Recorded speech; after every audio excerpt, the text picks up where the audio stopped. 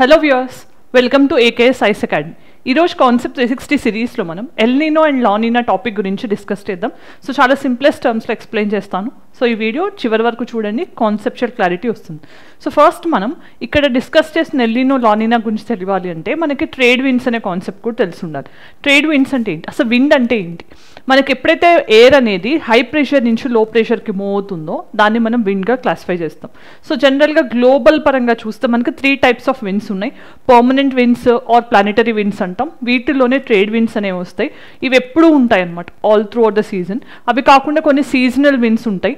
So monsoon ఉంటుంది కదా మనకి, ఓన్లీ వర్షాకాలంలో వచ్చి తర్వాత రిట్రీట్ అవుతుంది. సీజనల్గా ఉంటుంది కాబట్టి దాన్ని సీజనల్ విండ్గా, లోకల్ విండ్స్ అని ఇట్లా 3 టైప్స్ ఆఫ్ క్లాసిఫికేషన్ జనరల్గా మనకి జాగ్రఫీలో కనిపిస్తుంది.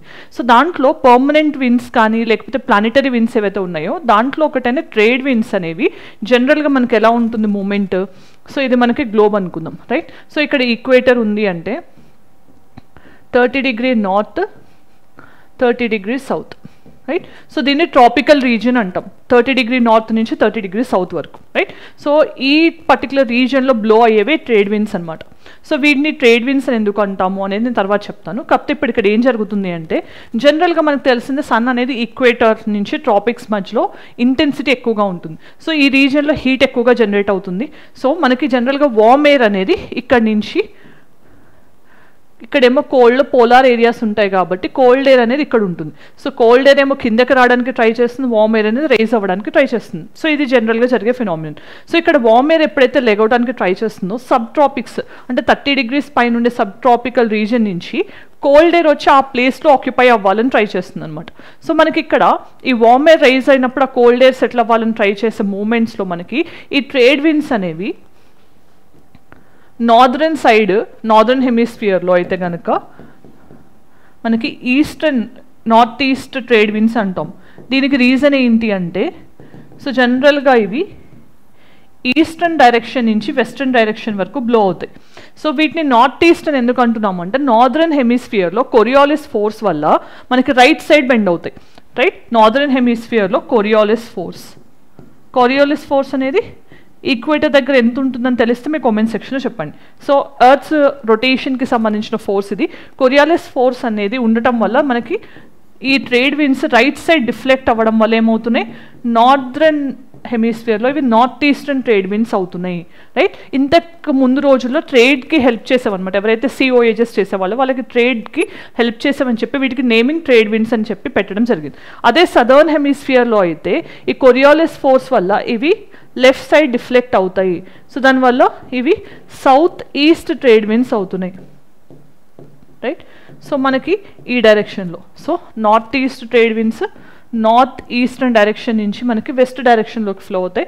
అదే సౌత్ ఈస్టర్న్ ట్రేడ్ విండ్స్ అయితే మనకి ఇలా బ్లో అవుతూ ఉంటాయి అన్నమాట, రైట్? సో ఇది బేసిక్గా తెలియాల్సిన ఇన్ఫర్మేషన్. సో దీనికి సంబంధించి అసలు నార్మల్ సిచ్యువేషన్లో మనకి ఎలా ఉంటుంది అనేది ఇప్పుడు చూద్దాం. సో ఇక్కడ మీకు కనిపిస్తున్న ఇమేజ్ ఏదైతే ఉందో అంటే నార్మల్ ప్యాటర్న్, నార్మల్ మాన్సూన్ ఉన్నప్పుడు మనకి జరిగే ఈ అట్మాస్ఫిరిక్ చేంజెస్ అనమాట. సో వీటిలో మనం చూస్తే ఇక్కడ మీకు కన్ఫ్యూజ్ అవ్వకుండా గుర్తుంచుకోవాల్సింది ఈ ట్రేడ్ విండ్ అనే కాన్సెప్ట్, తర్వాత eastern Pacific, western Pacific, right? So eastern Pacific అంటే ఏంటి? సో మనకి ఈ సౌత్ అమెరికన్ పార్ట్ ఏదైతే ఉందో దీన్ని ఈస్టర్న్ పెసిఫిక్ అంటాం. ఆస్ట్రేలియన్ పార్ట్ ఏదైతే ఉందో దాన్ని వెస్టర్న్ పెసిఫిక్ అంటాం. గుర్తుంచుకోండి, ఓకే? డెసిగ్నేషన్ అనేది ఇది ఈస్టర్న్ అండ్ అది వెస్టర్న్. సో మనకి ఎప్పుడు కూడా ఇప్పుడు ఏం చెప్పాను, ఈస్ట్ ట్రేడ్ విండ్స్ అనేవి ఈస్ట్ నుంచి వెస్ట్. సో ఈ జాగ్రఫీలో ఏ విండ్ అయినా కూడా అది ఏ డైరెక్షన్లో ఆరిజినేట్ అవుతుందనే దాన్ని బట్టి దాన్ని నేమింగ్ చేస్తారు. నార్త్ ఈస్ట్ ట్రేడ్ విండ్స్ అంటున్నాం, ఈస్ట్ నుంచి వెస్ట్ వెళ్తాయి కాబట్టి. సో ఇది ఈస్ట్ కాబట్టి ఈస్ట్ నుంచి వెస్ట్ వెళ్తాయి. అంటే ఏంటి, ఇవి ఈస్ట్ వెళ్ళేటప్పుడు ఆ వార్మ్ వాటర్ని కూడా ఈ ఈస్ట్ నుంచి వెస్ట్ వైపు పుష్ చేస్తాయి. సో వార్మ్ వాటర్ అనేది ఎక్కడ అక్యుములేట్ అవుతుంది నార్మల్ సిచ్యువేషన్స్లో, మనకి ఆస్ట్రేలియా దగ్గర అక్యుములేట్ అవుతుంది. వార్మ్ వాటర్ ఉంది అనుకోండి, దానివల్ల ఏం జరుగుతుంది, ఎవాపరేషన్ జరుగుతుంది, మళ్ళీ కండెన్సేషన్ జరుగుతుంది, ప్రెసిపిటేషన్ జరుగుతుంది. అంటే వర్షం ఎక్కడ కురుస్తుంది, ఎక్కువగా ఆస్ట్రేలియన్ కోస్ట్ కానీ లేకపోతే ఈ south East Asian Coast, even including India, ఇక్కడ మనకి వర్షాలు అనేవి నార్మల్గా ఎక్కువ తక్కువ ఉంటాయి, రైట్, వీటితో పోలిస్తే. అండ్ ఇక్కడ ఈ వార్మ్ వాటర్ ఏదైతే ఉందో దాన్ని ట్రేడ్ విండ్స్ పుష్ చేయడం వల్ల ఏమవుతుంది, సేమ్ ఇందాక మనం డిస్కస్ చేసినట్టు వార్మ్ వాటర్ లేని ప్లేస్లోకి కింద ఉండే కోల్డ్ వాటర్ అంటే సబ్ సర్ఫేస్ సీ సబ్ సర్ఫేసెస్లో ఉండే కోల్డ్ వాటర్ అండ్ అప్ వెల్లింగ్ వల్ల పైకి వస్తుంది, రైట్, ఈ ప్లేస్ని ఆక్యుపై చేయడానికి ట్రై చేస్తుంది. అప్పుడు కోల్డ్ వాటర్ అనేది ఇక్కడ ఉండటం వల్ల సౌత్ అమెరికాలో మనకి ఏముంటుంది, డ్రై కండిషన్స్ ఉంటాయి. అందుకోసమనే మనకి ఇక్కడ డెజర్ట్స్ ఉంటాయి. ఇక్కడ ఈ పర్టికులర్ లొకేషన్లో ఉండే డెజర్ట్ ఏంటని తెలిస్తే మీ కామెంట్ సెక్షన్ చెప్పండి. సో ఇప్పుడు మనకి ట్రేడ్ విండ్స్ అనేవి నార్మల్గా ఉన్నప్పుడు ఏం జరుగుతుంది, ఇక్కడ ఉండే వార్మ్ వాటర్ని ఆస్ట్రేలియన్ కోస్ట్ వైపు పుష్ చేస్తున్నాయి. దానివల్ల ఏమవుతుంది, ఇక్కడ రెయిన్ఫాల్ ఉంటుంది అండ్ ఇక్కడ డ్రై కండిషన్స్ ఉంటున్నాయి. ఇది నార్మల్ సిచ్యువేషన్ అయితే, రైట్. సో దీనికి సంబంధించిన ఒకసారి ఇన్ఫర్మేషన్ చూడండి.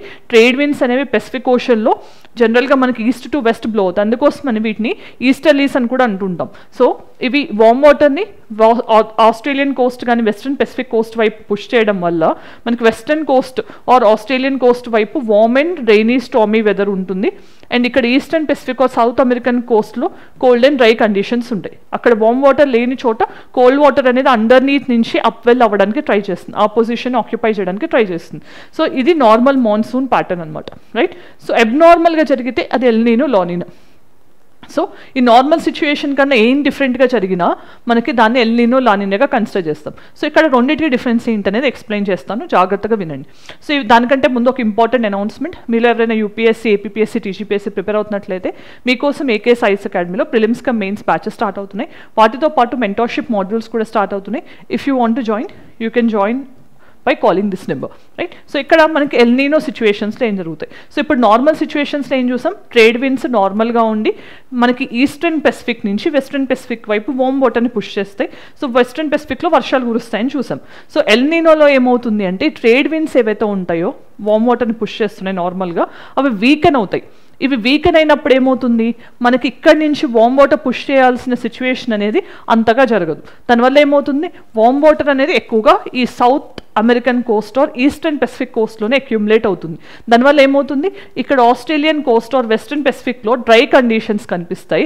అండ్ ఇక్కడేమో మనకి వార్మ్ వాటర్ ఇక్కడే ఉండటం వల్ల మనకి ఎక్కువగా వర్షాలు కురుస్తాయి. అటకామా డెజర్ట్ కానీ ఈ డెజర్ట్స్ ఏరియాలో మనకి ఎక్కువగా వర్షపాతం నమోదవుతుంది. అంటే పెరూవియన్ కోస్ట్లో జనరల్గా హంబోల్స్ కరెంట్ అనేది ఉంటుంది, కోల్డ్ కరెంట్ అది, right. Peruvian current or Humboldt current అంటాం. సో కోల్డ్ కరెంట్ ఉండాల్సింది అక్కడ వార్మ్ కరెంట్ అనేది కనిపిస్తుంది. ఆ ఫినామినన్ మనం ఎల్ నీనో అంటాం. సో దీనివల్ల ఇండియాకి వచ్చే లాభం ఏంటి, నష్టం ఏంటి అని చూసినప్పుడు ఎల్ నీనో వల్ల మనకి సాధారణం కంటే తక్కువ వర్షపాతం నమోదవుతుంది. దానికి గల కారణం ఏంటి, ఆస్ట్రేలియా అంటే దగ్గరగా మనకి ఒకప్పుడు ఆస్ట్రేలియా ఇండియా కలిసే ఉండేవి. సో ఇప్పుడు కూడా మనం చూస్తే దీనివల్ల ఆస్ట్రేలియా ఎంత ఇంపాక్ట్ అవుతుందో ఆల్మోస్ట్గా సేమ్ ఫినామినన్ ఇంపాక్ట్ అనేది ఇండియా మీద కూడా ఉంటుంది. అంటే ఇండియా కూడా డ్రై కండిషన్స్ని ఫేస్ చేస్తుంది. నార్మల్ మాన్సూన్ కంటే తక్కువ వర్షపాతం నమోదవుతుంది.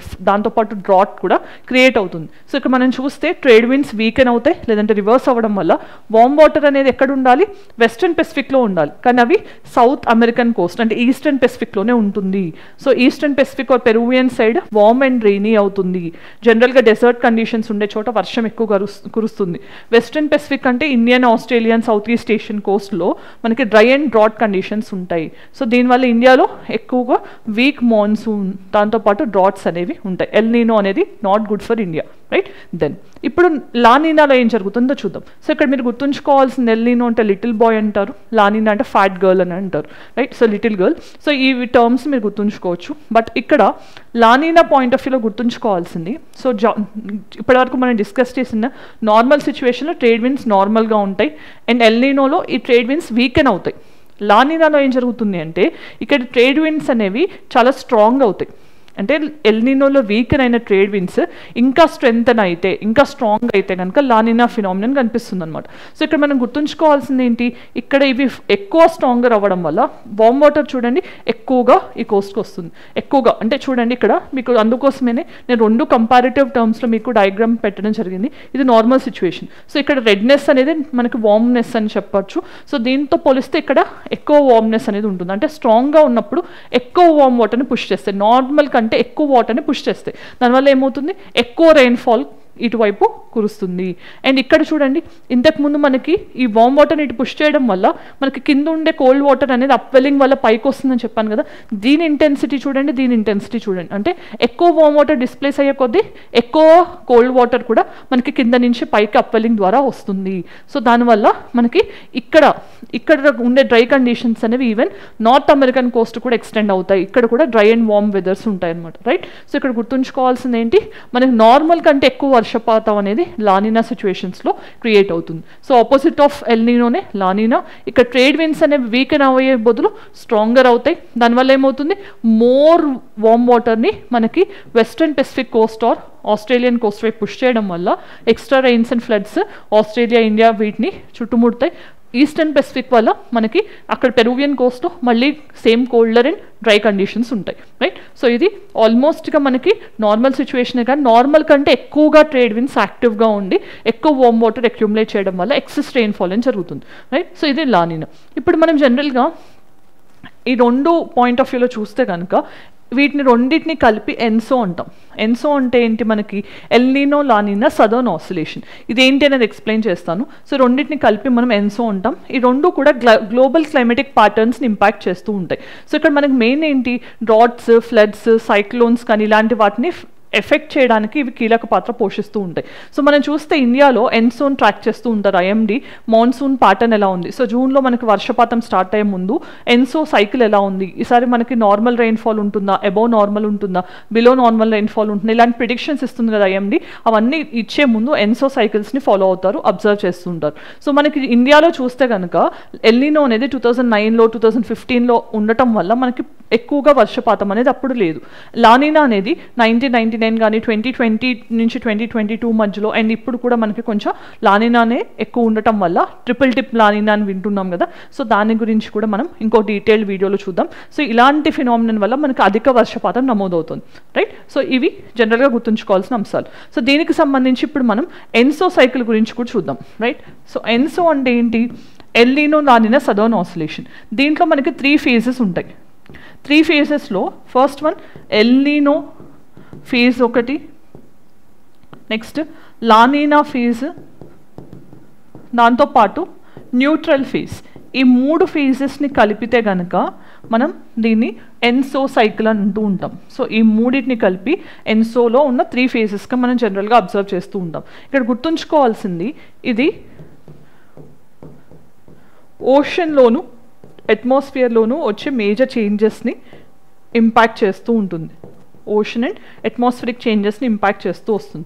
ఈ సదర్న్ ఆసిలేషన్లో మనకి జనరల్గా సదర్న్ ఆసిలేషన్ ఇండెక్స్ అని ఉంటుంది. సో దీంట్లో మనకి నెగటివ్ సదర్న్ ఆసిలేషన్ ఇండెక్స్ ఉందనుకోండి, దాన్ని ఎల్ నీనోగా పిలుస్తారు.